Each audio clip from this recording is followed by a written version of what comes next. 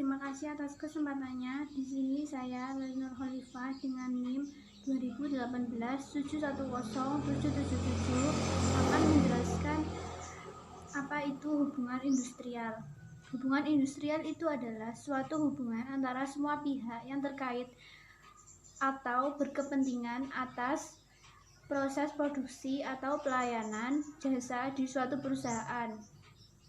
Jadi hubungan industrial tersebut harus diciptakan sedemikian rupa agar aman, harmonis, serasi, dan sejalan serta agar perusahaan dapat terus meningkatkan produktivitasnya untuk meningkatkan kesejahteraan semua pihak yang terkait atau berkepentingan terhadap perusahaan tersebut. Jadi, hubungan industrial dibutuhkan untuk menciptakan iklim yang kondusif terhadap dunia usaha dalam membangun perekonomian nasional secara luas. Hal tersebut bertujuan untuk agar tercipta hubungan ketenaga kerjaan dan berusaha serta meningkatkan produktivitas dan kesejahteraan bagi semua pihak. Hubungan industrial akan mengatur syarat kerja yang terdiri hak dan kewajiban dari masing-masing pihak untuk mewujudkan kondisi yang aman dan dinamis. Jadi dalam hubungan industrial ini ada dua azas. Yang pertama adalah equality before the law, yaitu merupakan setiap orang yang mempunyai kedudukan yang sama di depan hukum, yang berarti walaupun secara kedudukan pengusaha atau pemberi kerja lebih tinggi dari pekerja atau penerima kerja, tetapi secara hukum keduduknya adalah sama. Lalu yang kedua adalah equality and equity, yaitu suatu hubungan industrial dapat tercipta bila dilandasi atas kesetaraan dan keadilan. Kesetaraan di sini yang dimaksud adalah kedudukan yang setara antara pengusaha dan pekerja yang diwakili oleh serikat pekerjanya, dan keadilan dalam hal pengaturan dan pelaksanaan hak dan kewajiban. Lalu yang selanjutnya adalah pihak-pihak dan fungsi yang termasuk dalam hubungan industrial. Ada tiga, yaitu yang pertama, pemerintah berfungsi menetapkan kebijakan, memberikan pelayanan, melaksanakan pengawasan, melakukan penindakan terhadap pelanggaran peraturan perundang-undangan ketenagakerjaan. Lalu selanjutnya yang kedua adalah pekerja atau buruh dan serikat pekerja atau serikat buruh, berfungsi untuk menjalankan pekerjaan sesuai dengan kewajibannya, menjaga ketertiban demi kelangsungan produksi, dan menyalurkan aspirasi secara demokratis. Lalu selanjutnya yang terakhir adalah pengusaha dan orang-orang pengusahanya, yaitu berfungsi menciptakan kemitraan, mengembangkan usaha, memperluas lapangan pekerjaan, dan memberikan kesejahteraan pekerja atau buruh secara terbuka, demokratis, dan berkeadilan. Jadi, hubungan industrial berawal dari adanya hubungan kerja yang lebih bersifat industrial antara pekerja dan pengusaha. Dalam proses produksi, pihak-pihak yang secara fisik sehari-hari terlibat langsung adalah pekerja atau buruh dan pengusaha, sedangkan pemerintah terlibat dalam hal-hal yang lain dari hal-hal fisik-fisik sehari-hari. Kembali lagi dengan saya Hanif dengan NIM 068. Jadi di sini saya akan menjelaskan mengenai hubungan industrial dalam Islam. Jadi hubungan manusia dengan pekerjaan dalam Islam disebut sebagai bentuk hubungan muamalah. Hubungan industrial dalam Islam merupakan hubungan antara pihak-pihak yang saling berkepentingan dalam proses bisnis dengan adanya batasan dalam cara perolehan komoditas, barang atau jasa yang sesuai dengan syariat Islam. Hubungan ini menjunjung tinggi semangat saling percaya dan berkeadilan, termasuk diantaranya dalam soal pengupahan, di mana perusahaan memberikan tingkat upah yang lebih tinggi kepada seorang pegawai yang telah berkeluarga dan memiliki anak, dibandingkan dengan karyawan yang belum menikah. Dan untuk kesejahteraan pegawai wanita, diberikan hak cuti atau libur bagi perempuan yang melahirkan atau yang sakit dengan tetap membayar dengan gaji yang penuh. Selanjutnya yaitu konsep dasar hubungan Islam, mencakup saling menghormati antara pimpinan, majikan dengan pekerja. Yang kedua yaitu saling menghargai antara sesama pekerja. Yang ketiga yaitu hubungan kerja yang didasarkan pada ketakwaan dan kebijaksanaan. Yang keempat yaitu komunikasi yang saleh. Yang kelima yaitu sikap mendahulukan kepentingan bersama. Dan yang terakhir yaitu hubungan kerjasama yang amanah dan profesional. Mungkin itu saja dari saya. Terima kasih. Assalamualaikum warahmatullahi wabarakatuh. Terima kasih atas kesempatannya. Nama saya Nisa dengan NIM 017. Di sini saya akan menjelaskan mengenai ayat dan hadis yang berhubungan dengan industri dalam perspektif Islam. Jadi dalam Islam pun mengatur hubungan industri. Salah satunya prinsip dalam hubungan tersebut ialah kesetaraan baik bagi majikan terhadap buruh, pemilik perusahaan terhadap karyawan. Hal tersebut dalam Islam memiliki hubungan yang setara. Tidak terdapat perbedaan yang signifikan yang membedakan hubungan tersebut. Sesuai dengan firman Allah dalam surat Al-Hujurat ayat 10 yang berbunyi, A'udzubillahi minasyaitonirrajim, Innamal mu'minuna ikhwatun fa aslihu baina akhawaykum wattaqullaha la'allakum turhamun. Yang artinya sesungguhnya orang-orang mukmin bersaudara, karena itu damaikanlah antara kedua saudaramu dan bertakwalah kepada Allah agar kamu mendapat rahmatnya. Hal tersebut sudah sangat jelas bahwa dalam Islam berlandaskan dengan hubungan saudara atau kesetaraan. Tidak terdapat perbedaan yang signifikan antara hubungan tersebut. Selanjutnya juga terdapat hadis riwayat Bukhari dari Jabir yang membahas mengenai hak dan kewajiban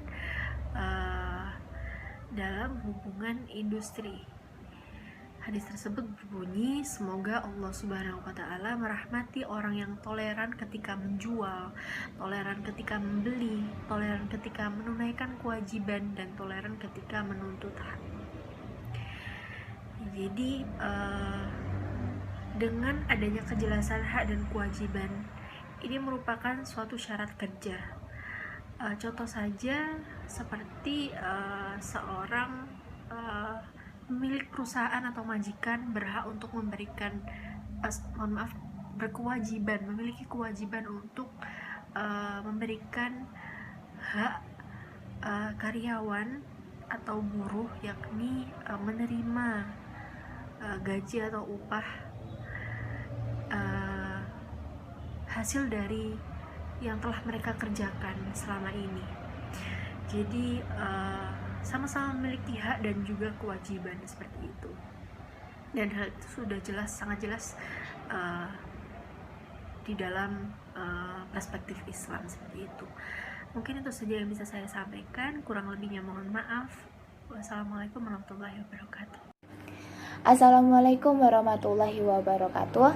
Perkenalkan, nama saya Safira Afia Rahma dengan NIM 2018710052. Nah, setelah tadi rekan-rekan saya menjelaskan mulai dari pengertian hubungan industrial, lalu fungsi pelaku-pelaku dalam hubungan industrial, lalu perspektif atau pandangan Islam mengenai bagaimana hubungan industrial itu, hingga sudah dijelaskan juga mengenai ayat dan hadis yang berkaitan. Nah, sekarang saya akan menjelaskan mengenai hak seorang pekerja dalam hubungan industrial. Seperti yang telah dijelaskan tadi, bahwa hubungan industrial itu merupakan hubungan yang terjadi antara pelaku-pelaku dalam suatu proses produksi. Salah satunya itu adalah pekerja atau buruh.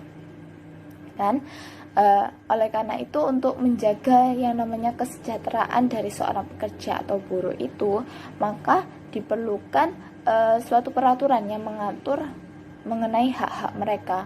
Nah, sebenarnya sudah ada undang-undang yang mengatur mengenai ketenagakerjaan tersebut, yaitu adalah Undang-Undang Nomor 13 Tahun 2003. Nah, selain dari Undang-Undang Nomor 13 Tahun 2003 itu, ternyata Islam juga mengatur bagaimana kita melakukan atau memberikan hak kepada seorang pekerja, seperti itu. Oke, langsung saja. Hak yang pertama yaitu adalah hak untuk mendapatkan pendidikan dan keterampilan sesuai dengan kompetensinya. Nah, jadi kalau di dalam Undang-Undang Nomor 13 Tahun 2003, hak ini juga sudah diatur, yaitu di pasal 11 dan di pasal 12. Yang mana di pasal 11 itu berbunyi, setiap tenaga kerja berhak mendapatkan pendidikan sesuai dengan bakat, minat, dan kemampuannya melalui pelatihan kerja.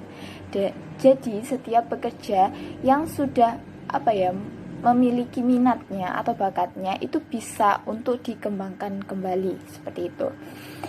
Lalu, selain di dalam Undang-Undang Nomor 13 Tahun 2003, pasal 11 dan pasal 12, di dalam Al-Quran itu juga ada yang menjelaskan mengenai hak untuk mendapatkan pendidikan dan keterampilan ini, yaitu di surat Al-Mulk ayat 2, yang mana artinya adalah yang menjadikan mati dan hidup, supaya dia menguji kamu, siapa di antara kamu yang lebih baik amalnya, dan dia maha perkasa lagi maha pengampun. Nah, di sini apa yang dijelaskan di sini itu adalah yang harus digarisbawahi adalah di antara kamu yang lebih baik amalnya.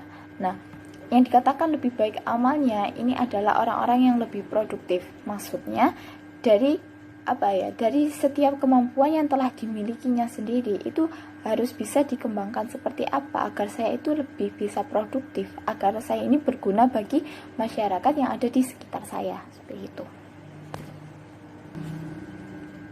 Oke, yang selanjutnya itu adalah hak yang kedua. Yang kedua itu adalah hak untuk mendapatkan pekerjaan dan penghasilan sesuai dengan pilihannya. Nah, sama seperti yang pertama tadi, hak ini juga diatur di dalam Undang-Undang Ketenagakerjaan Nomor 13 Tahun 2003, juga ada di dalam Al-Quran. Kalau di Undang-Undang Ketenagakerjaan itu ada di pasal 31 yang menyebutkan bahwa setiap tenaga kerja mempunyai hak dan kesempatan yang sama untuk memilih, mendapatkan, pindah pekerjaan, dan memperoleh penghasilan yang layak. Nah, seperti itu. Kalau di dalam Al-Quran itu ada di Quran surat Al-Isra ayat 84 yang mengatakan bahwa tiap-tiap orang berbuat menurut keadaannya masing-masing. Maka Tuhanmu lebih mengetahui siapa yang lebih benar jalannya.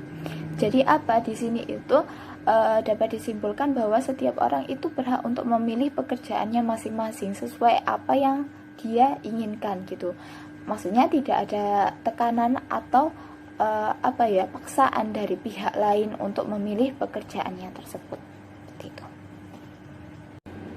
Oke, yang selanjutnya itu adalah hak seorang pekerja yang ketiga. Yang ketiga yaitu adalah hak untuk mendapatkan keselamatan, kesehatan, perlindungan kerja, terutama bagi pekerja yang cacat, anak, dan perempuan. Sama seperti sebelum-sebelumnya, untuk hak ini juga ada dan dijelaskan di dalam Undang-Undang Ketenagakerjaan dan juga dalam suatu hadis gitu ya. Untuk Undang-Undang Ketenagakerjaan yaitu Undang-Undang Ketenagakerjaan Nomor 13 Tahun 2003, ada banyak pasal yang menjelaskan tentang hal ini, yaitu ada pasal 67, 68, 76, pasal 81 sampai 84. Di mana pasal 67 itu mengenai perlindungan bagi pekerja cacat. Pasal 68 itu dilarang mempekerjakan anak. Pasal 76, pekerja wanita diatur waktu kerjanya. Pasal 81 dan 84 tentang pekerja wanita yang menyusui, hamil, dan melahirkan. Jadi di sini itu dijelaskan gitu bahwa walaupun status mereka itu sebagai pekerja atau mungkin kalau seumpamanya kita adalah seorang pengusahanya dan mereka adalah pekerjanya, oke lah mereka itu adalah pekerja kita, tapi di satu sisi kita harus tetap mempertahankan yang namanya toleransi dan rasa kemanusiaan gitu ya. Seperti yang ada di dalam satu hadis yang menjelaskan bahwa para pekerja itu adalah saudaramu yang dikuasakan Allah kepadamu. Maka barang siapa mempunyai pekerja, hendaklah diberi makanan sebagaimana yang ia makan, diberi pakaian sebagaimana yang ia pakai, dan jangan dipaksa melakukan sesuatu yang ia tidak mampu. Jika terpaksa, ia harus dibantu. Jadi tetap aja gitu loh, walaupun status mereka itu sebagai pekerja kita, dalam satu sisi lain mereka itu masih saudara kita, masih manusia yang butuh dihargai rasa kemanusiaannya gitu, seperti itu. Oke, selanjutnya yaitu adalah mengenai hak yang keempat. Hak yang keempat itu adalah hak melaksanakan ibadah yang diwajibkan oleh agamanya. Nah, seperti yang kita tahu kalau di Indonesia itu bukan hanya agama Islam saja yang diakui, tapi juga ada banyak agama lain yang diakui. Oleh karena itu kita tuh harus harus menimbulkan yang namanya rasa toleransi antar umat beragama kayak gitu. Jangan sampai ketika kita bekerja dan salah satu pekerja kita atau salah satu teman kita yang ingin beribadah kita larang atau gimana gitu ya. Karena apa? Karena di dalam undang-undang juga di dalam Al-Quran itu juga sudah dijelaskan gitu bahwa ketika kita bekerja itu silakan kita bekerja, tapi ketika waktunya untuk beribadah maka sempatkan dulu untuk beribadah kayak gitu kan ya. Kalau di Undang-Undang Nomor 13 Tahun 2003 itu ada di pasal 80 di mana bunyinya itu adalah pengusaha wajib memberikan kesempatan yang secukupnya kepada pekerja atau buruh untuk melaksanakan ibadah yang diwajibkan oleh agamanya. Nah, seperti itu. Jadi benar-benar sudah diberikan aturan untuk memberikan kelonggaran seperti itu ya, untuk pekerja itu untuk melakukan ibadah sesuai dengan agama yang dianutnya. Nah, tidak hanya itu, di dalam Al-Quran yaitu di surat Al-A'raf ayat 172 juga dijelaskan bahwa, saya bacakan artinya, dan ingatlah ketika Tuhanmu mengeluarkan keturunan anak-anak Adam dari sulbi mereka, dan Allah mengambil kesaksian terhadap jiwa mereka seraya berfirman, bukankah aku ini Tuhanmu? Mereka menjawab, betul, engkau Tuhan kami menjadi saksi. Kami lakukan yang demikian itu, agar di hari kiamat kamu tidak mengatakan, sesungguhnya kami Bani Adam adalah orang-orang yang lengah terhadap ini atau keesaan Tuhan. Jadi sudah dijelaskan ya. Jadi kalau kita itu nggak boleh untuk lengah. Di sini tuh bahasanya adalah lengah. Jadi ketika kita bekerja, silakan bekerja. Ketika kita beribadah, maka kita harus beribadah sesuai dengan perintah agama seperti itu. Oke, selanjutnya yaitu adalah yang kelima ya, yaitu mengenai hak istirahat dan cuti.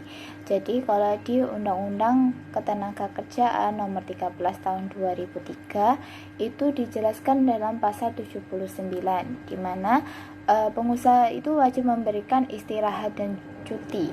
Sebagaimana juga di dalam Al-Quran surat At-Tolak, yang mana artinya Allah tidak memikulkan beban kepada seseorang melainkan sekedar apa yang Allah berikan kepadanya.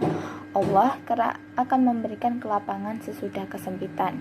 Juga ada satu hadis, yaitu hadis riwayat Bukhari yang mengatakan bahwa, wahai Abdullah, saya mendengar kabar bahwa engkau puasa di siang hari dan sholat semalam suntuk. Abdullah menjawab, benar wahai Rasul. Rasul bersabda, jangan lakukan itu. Fisikmu, matamu, istrimu, dan tamumu mempunyai hak atas dirimu.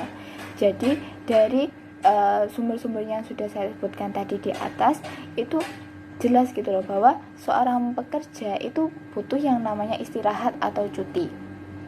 Ya, seperti kayak apa ya, kayak mesin aja gitu. Kalau seumpamanya kita gunakan terus menerus pasti bakalan rusak gitu kan. Itu perlu ada yang namanya istirahatnya kayak gitu. Begitu juga dengan seorang pekerja gitu. Jadi pekerja itu berhak untuk mendapatkan istirahat dan cutinya, dan seorang pengusaha wajib untuk memberikan hak tersebut kepada pekerjanya. Oke, yang keenam, ini kalau di sini adalah yang terakhir, yaitu hak memperoleh penghasilan yang memenuhi penghidupan yang layak bagi kemanusiaan. Kalau di dalam Undang-Undang Ketenagakerjaan nomor 13 tahun 2003 itu diatur dalam pasal 88, yang mana setiap pekerja atau buruh berhak memperoleh penghasilan yang memenuhi penghidupan yang layak bagi kemanusiaan. Jadi bisa ditarik kesimpulan di sini bahwa penghasilan yang diberikan oleh seorang pengusaha kepada pekerjanya itu dapat digunakan untuk memenuhi kebutuhan dari si buruh itu dan disesuaikan kayak gitu. Terus kalau di dalam Al-Quran dan hadis, di dalam Al-Quran dan hadis itu juga dijelaskan gitu bagaimana cara kita memberikan penghasilan atau upah kepada para pekerja kita, yang mana ada di Quran surat An-Najm ayat 39 hingga 41, yang artinya, dan bahwasannya seorang manusia tiada memperoleh selain apa yang telah diusahakannya, dan bahwasannya usahanya itu kelak akan diperlihatkan kepadanya, kemudian akan diberi balasan kepadanya dengan balasan yang paling sempurna. Jadi di sini itu dijelaskan bahwa Allah itu akan memberikan hasil itu sesuai dengan apa yang telah diusahakan. Nah, sama ketika kita memberikan upah atau penghasilan kepada pekerja kita, itu harus disesuaikan dengan usahanya dan juga dengan kebutuhan yang mereka butuhkan. Seperti itu. Juga ada di dalam hadis, yaitu dari hadis riwayat Ibnu Majah yang menjelaskan bahwa dari Ibnu Umar, ia berkata, telah bersabda Rasulullah SAW, berilah kepada seorang buruh upahnya sebelum kering keringatnya. Ini juga menjelaskan hal yang sama mengenai pemberian penghasilan kepada seorang pekerja. Seperti itu. Sekian dari saya. Wassalamualaikum warahmatullahi wabarakatuh. Assalamualaikum warahmatullahi wabarakatuh. Terima kasih atas kesempatannya. Di sini saya Arini Lulaskat Putri dengan NIM 468 akan menjelaskan tentang peraturan perusahaan dan juga perjanjian kerja bersama. Nah, peraturan perusahaan adalah peraturan yang dibuat secara tertulis oleh pengusaha yang memuat syarat-syarat kerja dan tata tertib perusahaan. Pengusaha yang mempekerjakan pekerja atau buruh sekurang-kurangnya adalah 10 orang wajib membuat peraturan perusahaan yang mulai berlaku setelah disahkan oleh menteri atau pejabat yang ditunjuk. Yang kedua, perjanjian kerja bersama. Perjanjian kerja bersama adalah perjanjian yang merupakan hasil perundingan antara serikat pekerja atau serikat buruh atau beberapa serikat pekerja atau serikat buruh yang tercatat pada instansi yang bertanggung jawab di bidang ketenagakerjaan dengan pengusaha atau beberapa pengusaha yang perkumpulan pengusaha yang memuat syarat-syarat kerja, hak dan kewajiban kedua belah pihak. Terima kasih. Saya lanjutkan kepada teman saya. Assalamualaikum warahmatullahi wabarakatuh. Terima kasih atas kesempatannya. Perkenalkan, nama saya Kelvianto dengan NIM 2018710563. Di sini saya akan menjelaskan tentang organisasi pekerja atau serikat kerja atau serikat buruh. Adalah suatu organisasi yang dibentuk dari, oleh, dan untuk pekerja, baik di perusahaan ataupun di luar perusahaan, yang bersifat bebas, terbuka, mandiri, demokratis, serta bertanggung jawab guna memperjuangkan dan melindungi hak pekerja atau buruh. Yang berikutnya yaitu tujuan serikat pekerja. Yang pertama adalah menjamin dan meningkatkan standar kehidupan dan status sosial dari para anggotanya. Yang kedua yaitu memajukan kesejahteraan semua pihak yang bekerja untuk kehidupan, baik itu anggota serikat pekerja atau bukan.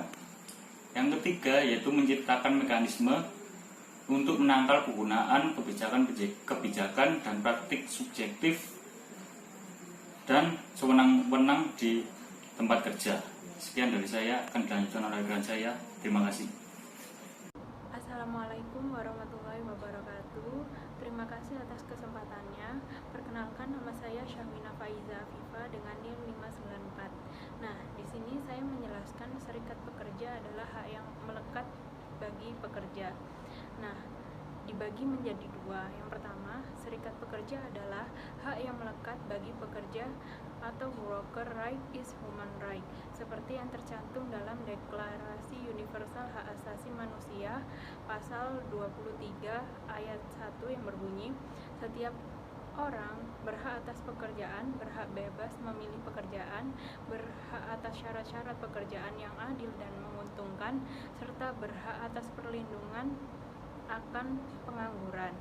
Ayat 2 berbunyi, setiap orang tanpa diskriminasi berhak atas pengupahan yang sama untuk pekerjaan yang sama. Ayat 3 yang berbunyi, setiap orang yang bekerja berhak atas pengupahan yang menguntungkan, yang memberikan jaminan kehidupan yang bermartabat baik dirinya sendiri maupun keluarganya, dan jika perlu ditambah dengan perlindungan sosial lainnya. Dan yang terakhir, ayat keempat berbunyi, setiap orang berhak mendirikan dan memasuki serikat-serikat pekerjaan untuk melindungi kepentingannya.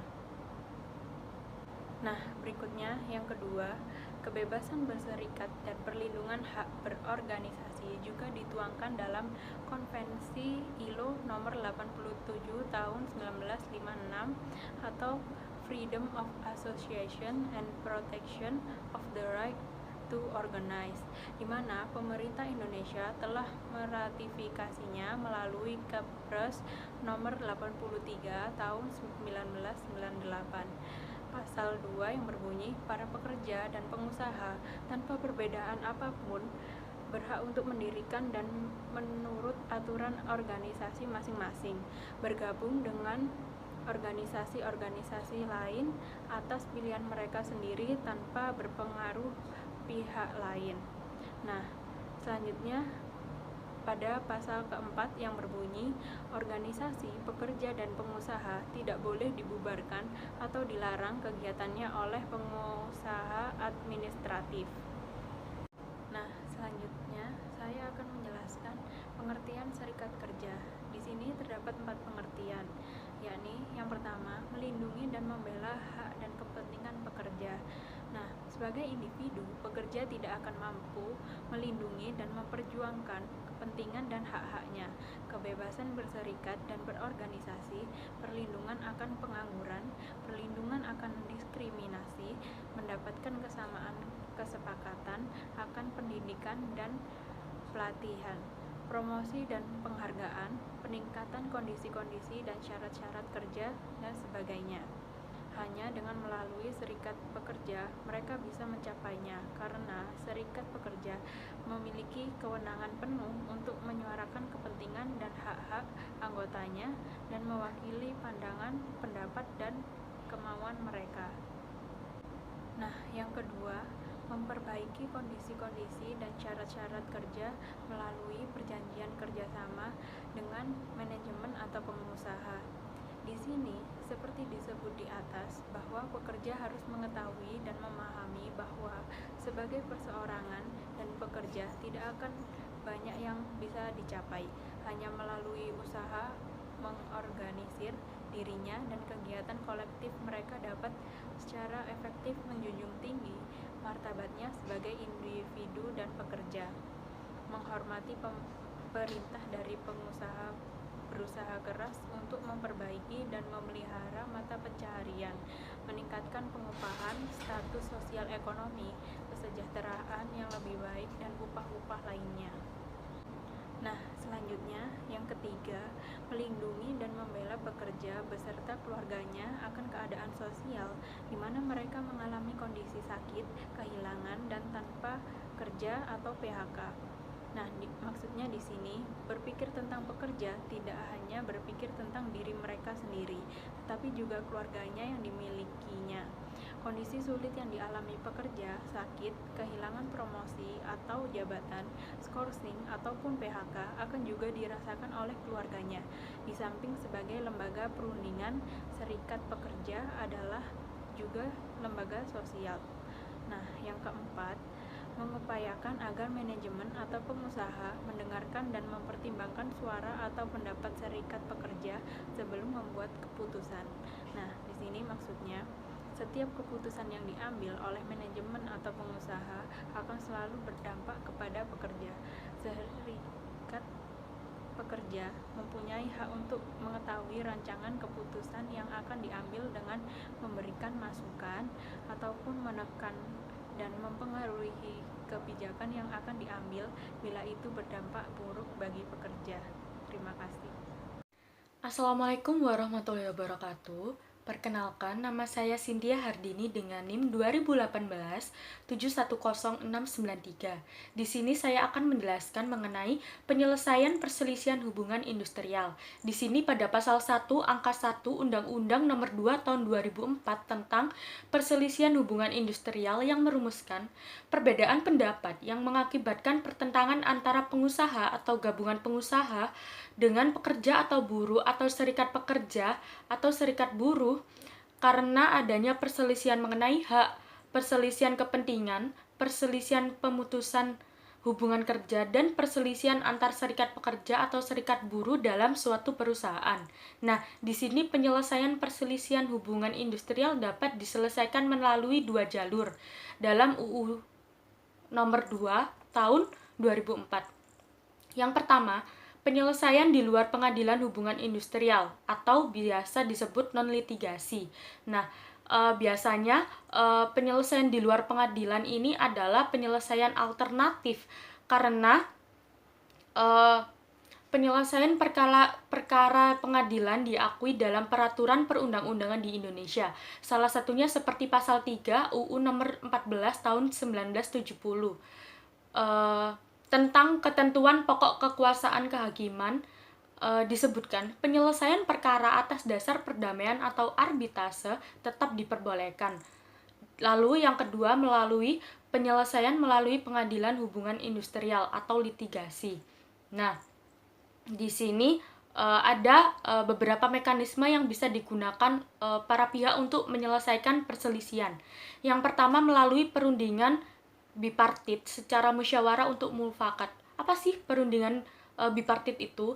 Perundingan bipartit itu forum komunikasi atau konsultasi yang membahas mengenai hal-hal yang berkaitan dengan hubungan industrial tersebut.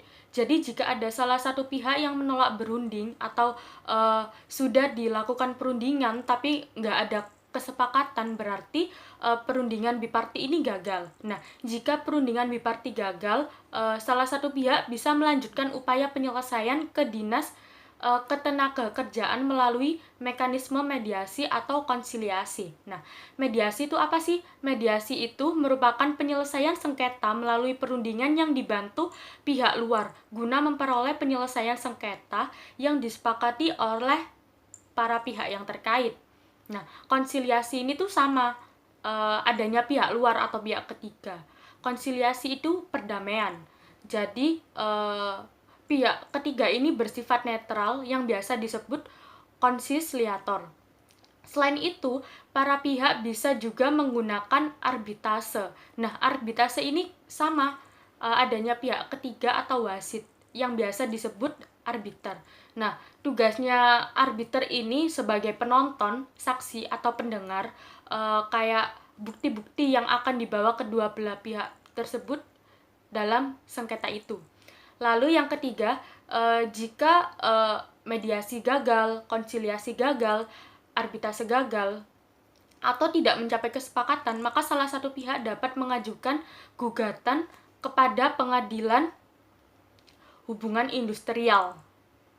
Nah, itu akan dilakukan penyelesaian melalui pengadilan.